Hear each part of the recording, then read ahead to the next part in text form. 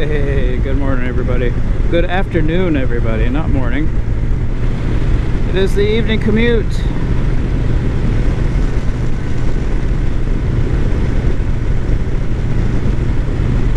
Wednesday, September 3rd. It's 4-ish, probably 4:30. I don't even really know. Long day. Still got more to do. I'll log into work when I get home, take care of some other stuff.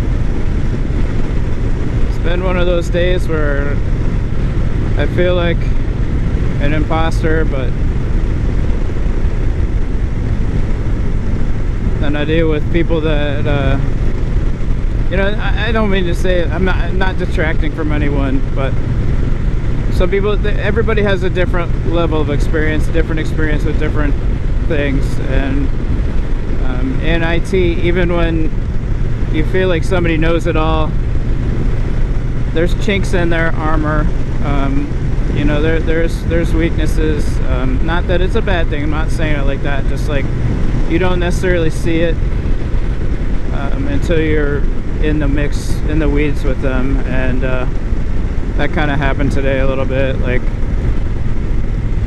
where, you know, I'm a generalist. I'm a jack of all trades, master of none, of course, but sometimes that's better than a master of one, I guess is how that saying has grown. It's not the original saying, but you know, I'm troubleshooting things that I'm not an expert in, but I'm relying on the breadth of my knowledge to troubleshoot it, and it actually ends up proving useful, because the people that are knowledgeable in it don't have the breadth of knowledge that I do.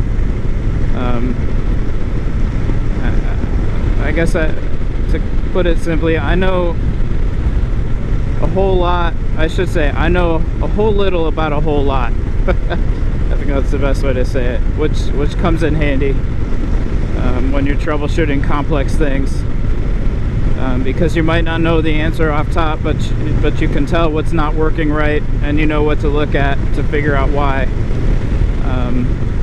You don't always know off top how to fix it once you find it, but you get to the right trail, right? So that's kind of where my career has taken me, and it's served me well.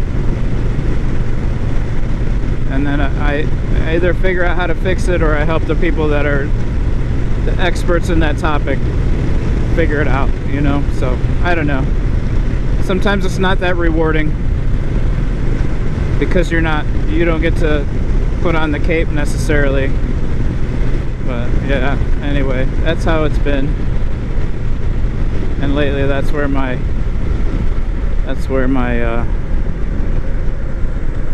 lack of faith in myself has come from.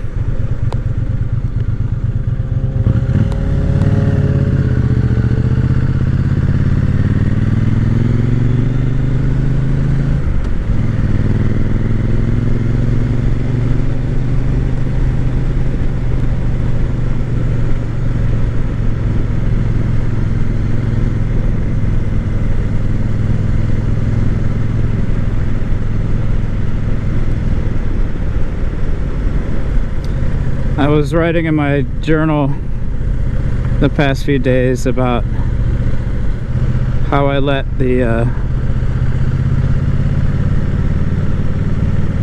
my expertise level dictate sometimes the projects that I allow myself to start, even though I'm capable of figuring stuff out. Sometimes if I don't know the whole process, if I know I'm going to encounter issues, but I don't know what those issues are going to be, and I don't know the whole point A to point B of a project, I will stay there, buddy. God. Crazy squirrel. I will let that stop me from starting something, admittedly. Like I know I do it. Sometimes I bust through that block, and sometimes I let the block just sit there, and I need to make adjustments to myself to not let the block sit there and block me indefinitely. Anything I encounter, I can figure out. I know it. This is not talking about work. This is talking about projects at home. And you know, everything I've set my mind to figuring out, I've been able to figure it out and do it on my own. And you know, when it's something I know I'm not going to be able to do, I don't have a problem calling for help and paying somebody to do it, right? But when it's something I know I can do, that's where I don't necessarily want somebody else to come in and be paid to do it.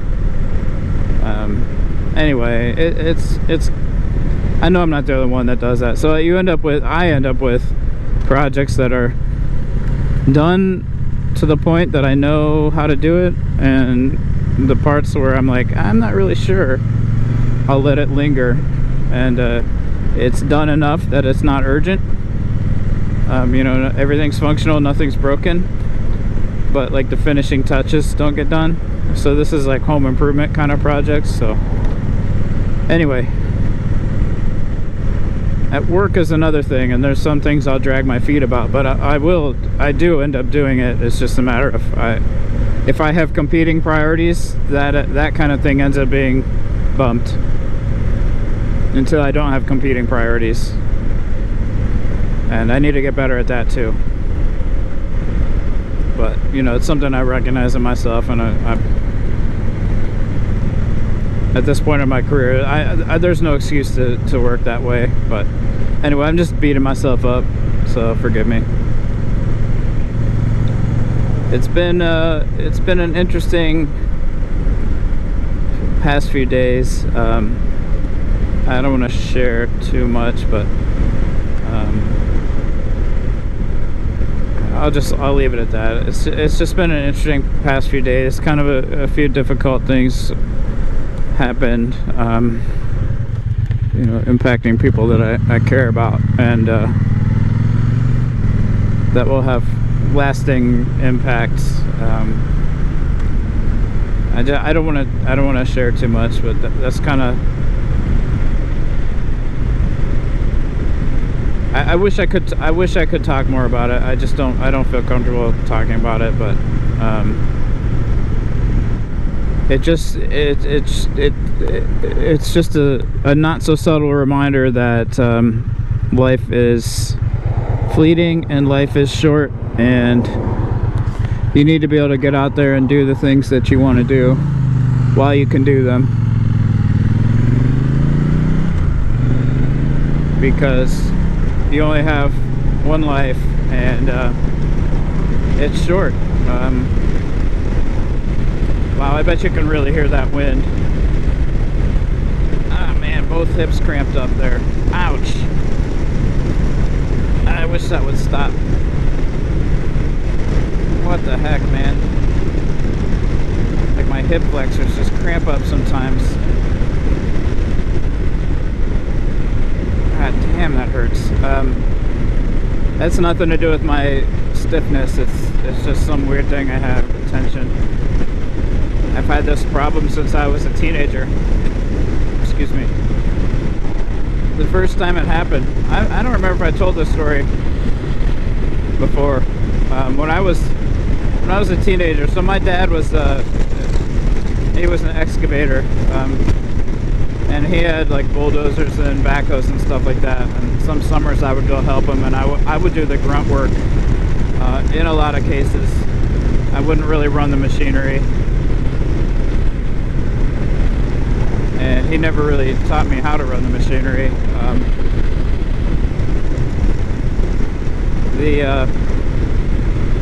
The one summer we were building a lake for this guy, and that summer I did get to run some of the machinery, and it was basically this guy had this small copse of like pine trees, like big tall old pine trees, and